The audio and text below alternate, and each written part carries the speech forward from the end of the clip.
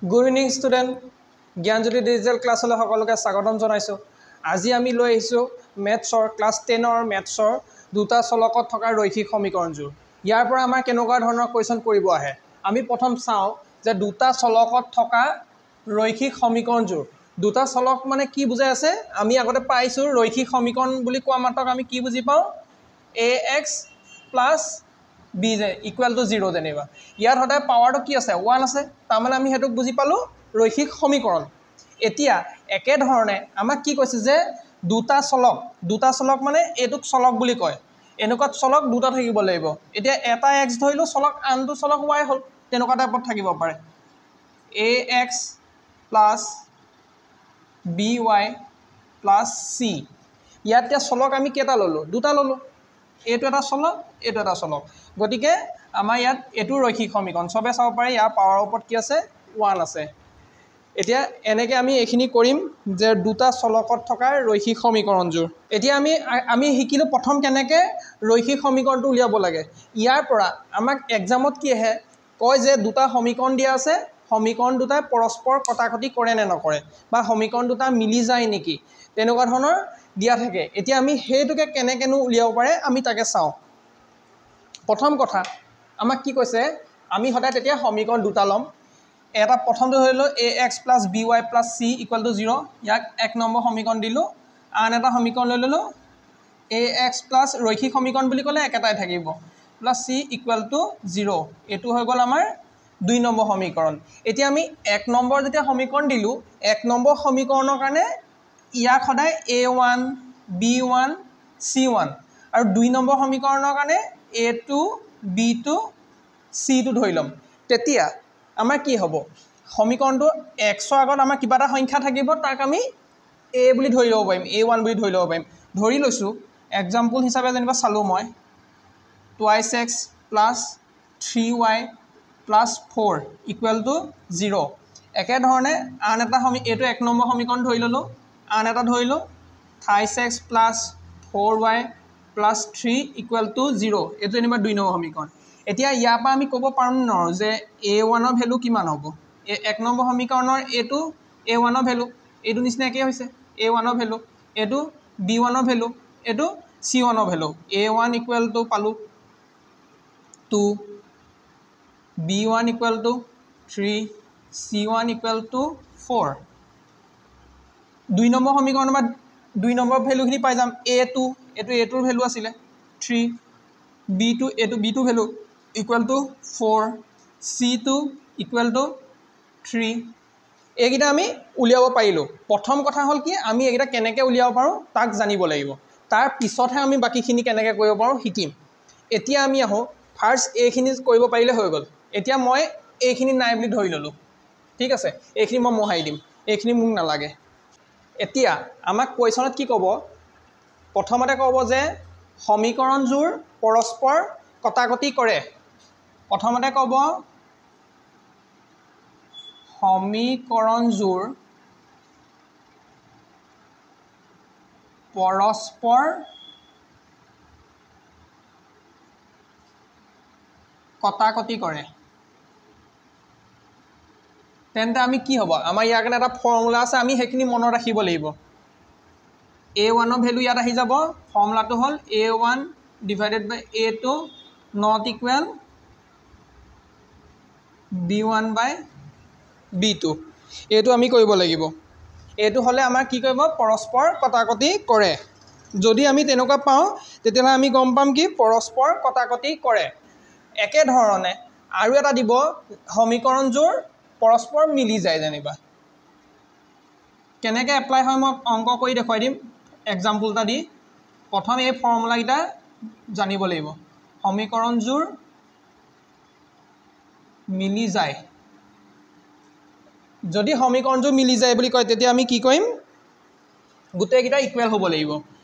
a1 by a2 equal b1 by b2 equal c1 by c2 এনেকুৱা হ'ব লাগিব। তেতিয়া আমি গম পাম যে আমাৰ পৰস্পৰ মিলি যায়।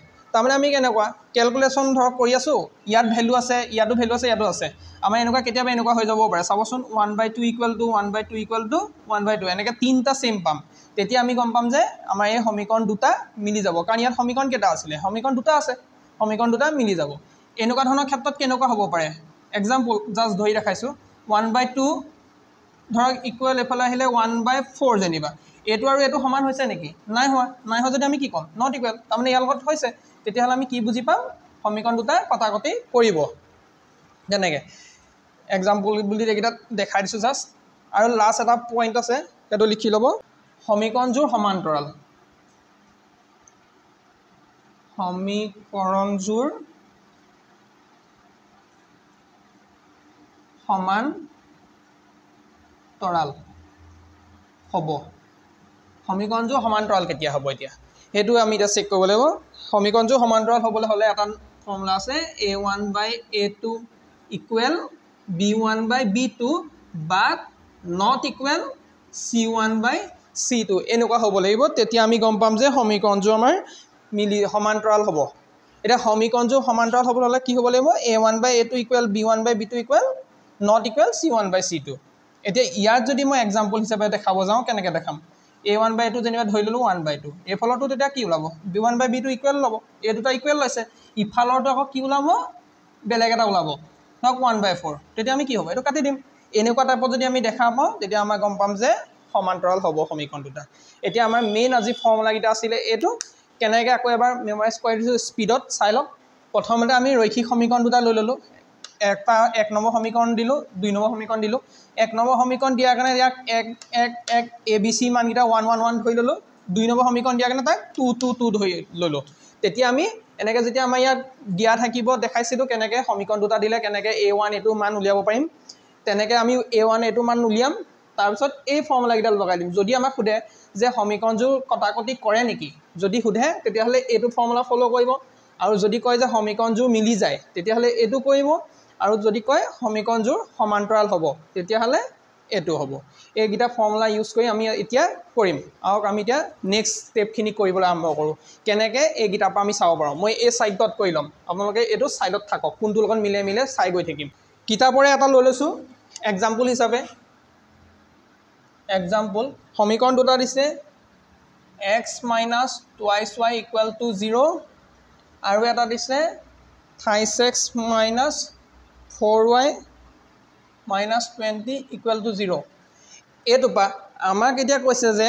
পৰস্পৰ কটাকটি কৰে নে নকৰে সুধিছে ধৰি ল'লোঁ সেইটো আমি চাম পিছত প্ৰথম আমি কি হয় উলিয়াই লওঁ প্ৰথম উলিয়াই লওক কিয়াবা এইটো 1 নম্বৰ সমীকৰণ ধৰক এইটো 2 নম্বৰ সমীকৰণ ধৰি ল'লোঁ এতিয়া আমি ইয়াত জানো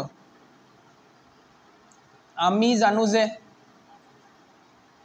জানো যে এটা কথা আমি জানো a1 ৰ ভ্যালু উলিয়াব পাৰিম b1 ৰ উলিয়াব পাৰিম c1 ৰ পাৰিম a2 ৰ পাৰিম b2 ৰ পাৰিম c2 ৰ পাৰিম সবে জানে এইকেইটা অথনি দেখাইছিলোঁ কেনেকৈ কৰিম এতিয়া x ৰ লগত লাগি থকা সংখ্যাখিনি কি হয় আমাৰ x ৰ লগত লাগি থকা 1 নম্বৰ সমীকৰণটোৰ কাৰণে a1 হ'ব এইটো x ৰ লগত লাগি থকা 1 নম্বৰ সমীকৰণৰ কাৰণে a1 ৰ ভ্যালু ইয়াত কি আছে একো নাই মানে 1 এটা আছে গতিকে a1 ৰ ভ্যালু 1 y ৰ লগত লাগি থকাটো আমি কি ধৰোঁ b1 ধৰোঁ 1 নম্বৰ সমীকৰণৰ কাৰণে y লগত লাগি আছে এইটো কি লাগি আছে 2 লাগি আছে কিন্তু 2 আগত মাইনাছ আছে মাইনাছ থাকিলে সদায় মাইনাছ লিখিব প্লাছ থাকিলে কোনো প্ৰব্লেম নাই কিন্তু মাইনাছ থাকিলে আমি মাইনাছে লিখিম একে ধৰণে c1 আছে c1 ৰ আগত আমাৰ কি আছে ইয়াত c1 ৰ আগত একোৱে নাই c1 ৰ ভ্যালুটো নাই মানে এই টাৰ্মটো ইয়াত নাই গতিকে 0 এটা 2 নম্বৰ সমীকৰণৰ কাৰণে a1 3 b2 -4 c2 ইয়াত c2 ভ্যালু আছে -20 আমি গোটেই এটা পাই গলো এতিয়া আমি কি কৰিম এতিয়া বুলি কৰি লওক এতিয়া আমি চেক কৰিম যে কি হয় আমাৰ ফৰ্মুলা আমি মনত আছে a1/a2 ইকুৱেল b1/b2 যেনিবা ফাৰ্স্ট a2 চাম ইকুৱেল হৈছে নেকি চাম a1 ৰ মান কিমান আছে পাতি দিয়ক আনি a1 ৰ মান 1 a2 মান কিমান 3 ইকুৱেল b1 ৰ মান কিমান -2 b2 ৰ মান -4 এতিয়া প্ৰথম এই দুটা কম্পেয়াৰ কৰি চাই ল'ব কি ওলাই কাটাকটি যায় যদি কাটি দিব কাটিছে 2 × 2 2 × 2 4 তাৰমানে কি পালো 1/3 আৰু 1/2 পালো এই দুটা সমান নেকি সমানটো নহয় যদি এটো নট ইকুৱেল তাৰমানে এই ফৰ্মুলাটো এটা কাৰ লগত মিলিলে চাওকচোন a1/a2 নট ইকুৱেল b1/b2 এইটো ফৰ্মুলাৰ লগত মিলিছে গতিকে আমি এতিয়া ইয়াক কি বুলি ক'ব পাৰোঁ যে এতেকে সমীকৰণযোৰ পৰস্পৰ কটাকটি কৰিব এটোকে লিখি দিয়ক এতেকে সমীকৰণযোৰ পৰস্পৰ কটাকটি কৰিব কুৱেশ্যনটো একচুৱেলি আগতে প্ৰথমতে দিব লাগিছিলে মই তথাপিতো বুজি পোৱাকৈ এনেকুৱা এটা ধৰণতে কৈ দিলোঁ প্ৰথমতে দিব পাৰিলোহেঁতেন যে সমীকৰণ দুটা পৰস্পৰ কটাকটি কৰিব নে নকৰে প্ৰমাণ কৰা বা এনেকুৱা ধৰণে লিখি দিব পাৰিলোহেঁতেন নাই লিখা একো নাই আপোনালোকে বুজি পাইছে বুলি মই ধৰি লৈছোঁ নুবুজিলে কমেণ্ট কৰিব পাৰিব কোনো কথা নাই সুধিব পাৰিব নম্বৰ মই তলত দিয়াই থাকে ফোন কৰিবও পাৰিব গতিকে আমাৰ যদি পৰস্পৰ এতিয়া আমি এনেকুৱা ওলোৱা মাত্ৰক আমি গম পালোঁ যে পৰস্পৰ কটাকটি কৰিব নেক্সট আমি যদি এইটো বুজি পাইছে 2 নম্বৰটো কৰোঁ কাৰণ ইয়াৰ কাৰণে আমি মিলি যায় বুলি ধৰি লৈ আমি তাক কৰিম এতিয়া সমীকৰণ এটা লৈ লওঁ কিতাপৰে এক্সাৰচাইজৰ পৰা ল'ম ভেলুবোৰ এইবোৰ সলনি হৈ যাব বাকীবোৰ সেম থাকিব প্ৰচেছ একেটাতে কৰিম এইকেইটা আমাক নালাগে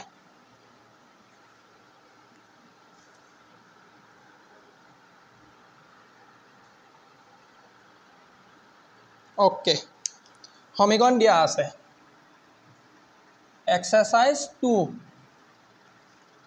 twice x plus thrice y minus 9 equal to 0 আনটা দিছে 4x plus 6y minus 18 equal to 0 এইটো 2 নম্বৰ সমীকৰণ দিয়া আছে আমি সেকেন্ডটো সমীকৰণ এইটো এটা ইয়াক আমি ধৰি লম 1 নম্বৰ সমীকৰণ ইয়াক ধৰি ললো 2 নম্বৰ সমীকৰণ 1 নম্বৰ সমীকৰণৰ কাৰণে সবে a1 a2 b1 সব বুলিয়াব পৰা হল a2 মান কাৰ হ'ব a1 ৰ a1 2 মানে এনেকৈ পাতিব প্ৰথমত থকাখিনি a প্ৰথমৰ ঘৰত ধৰি ল'ব সেকেন্ডত থকাখিনি সেকেন্ডৰ ঘৰত ধৰি ল'ব তাতকেও ইজি হৈ যাব এটো 3 আৰু এটো -9 খালি এটো মনত ৰাখিব সংখ্যাটো ডাইৰেক্ট পাতি নিও যদি আগত মাইনাস আছে মাইনাসটো কিন্তু পাতিব এটো কোনো ভুল নকৰিব এটো আগত আছে কি 4 আছে এটো আগত 6 আছে এটো আগত -18 আছে এতিয়া আমি কি কৰিম এটা কাম কৰো a1/a2 ইকুৱেল b1/b2 দুটা চাই লওঁ যদি ইকুৱেল হয় 3 নম্বৰটো কৰি চাম লাগিলে a1 ৰ মান কিমান দিছে 2 দিছে a2 মান 4 দিছে ইকুৱেল b1 ৰ মান কিমান 3 b2 মান 6 তো দেখাতো মই ইকুৱেল যেন দেখা পাইছোৱে মই ডাইৰেক্ট ইয়াত পাতিমেই ইনো পাতিমে গোটেইকিটা c1/c2 ইকুৱেল c1 ৰ মান কিমান -9 -18 কাটাকাটি যায় নেকি চকচোন 2 গুণ 2 2 গুণ 4 3 গুণ 3 3 গুণ 6 মাইনাসে মাইনাসে গুছিয়ে যাব 9 গুণ 9 9 গুণ 18 মানে কি দেখা পালো অথনি হেই এটো এটা এক্সাম্পল ইয়াত দিছিলো মই 1/2 1/2 1/2 1/2 ইকুৱেল টু 1/2 ইকুৱেল টু 1/2 পাইছো তাৰ মানে মই কি পালো a1/a2 equal b1/b2 equal c1/c2 তিনটা তাৰ মানে আমি ইকুৱেল পাইছো মানে এটো কাৰ লগত মিলিছে সমীকৰণযোৰ মিলি যায় তাৰ মানে আমি সমীকৰণযোৰ মিলি যায় মানে কোৱা মাত্ৰ আমাৰ এটো নিচিনা হৈ যাব সেম এনেকুৱা দেখা পাইছো তাৰ মানে আমাৰ যদি কয় যে কোৱেশ্যনটো সমীকৰণ দুটা দিয়া আছে সমীকৰণ দুটা মিলি যাব নে নাযায় পৰীক্ষা কৰা বা মিলি যাব নে নাযায় যদি তেনেকৈ সোধে তেতিয়া আমি এনেকুৱা ধৰণত কৰি মানে ক'ব পাৰোঁ এটাকে এতিয়া লিখি দিব শেষত যে প্ৰদত্ত সমীকৰণযোৰ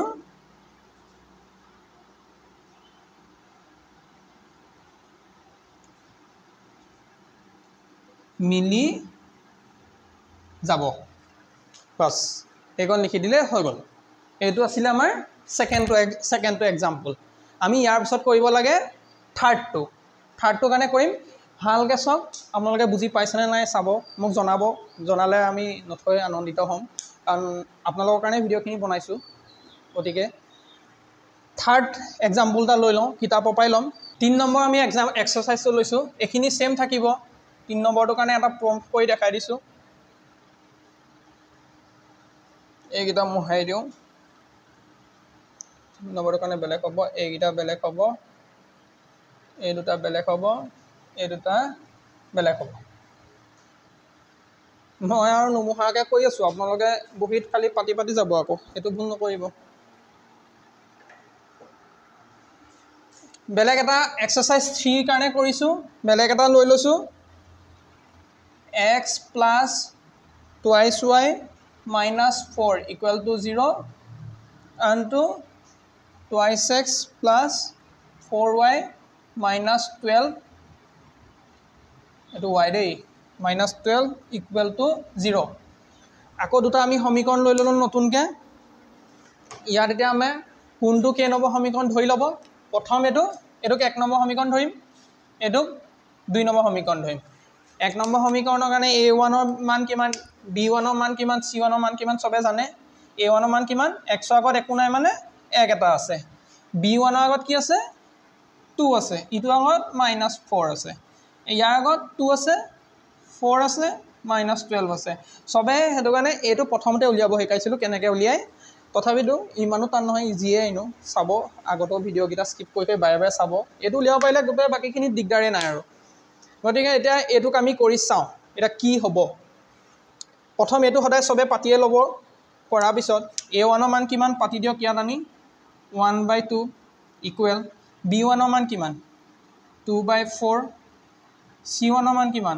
-4/-12 মাইনাসে মানসে কাটি যাব 2 * 2 2 * 2 4 এফালেটো 4 * 4 4 3 * 12 এতিয়া কি দেখা পালে চক মই তলত আকৌ ভালকে পাতি দিছো 1/2 equal to 1/2 equal to 1/3 হৈছে নে 1/2 equal to 1/2 দুটা সেম ওলাইছে গতিকে এই দুটা ইকুৱেল হৈছে ঠিকে আছে এই ফলটো এ গিটাৰ লগত এটো মিলিছে নেকি ইয়াৰ লগত এটো কম্পেয়াৰ কৰি চাওকচোন 1/2 equal to 1/3 not equal গতিকে এটো আমাৰ ইকুৱেল নহয় কাটি দিব ইকুৱেলটো কাটি দিয়ক এটো কাটি দিয়ক কাটি দিয়া মাত্ৰ কোনটো ফৰ্মুলা লগত মিলি গল এটো লগত মিলিছে নে a1/a2 not equal b1/b2 এটো নিচিনা হৈছে সেম হয়তো অথনি তেনেকৈ দেখাইছিল এক্সাম্পলটা এনেকুৱা নিচিনাই হৈছে গতিকে এটো আমি এতিয়া গম পালো যে সমীকৰণজোৰ সমান্তৰাল হ'ব এতিয়া লিখিব পাৰে এটাকে প্ৰদত্ত সমীকৰণজোৰ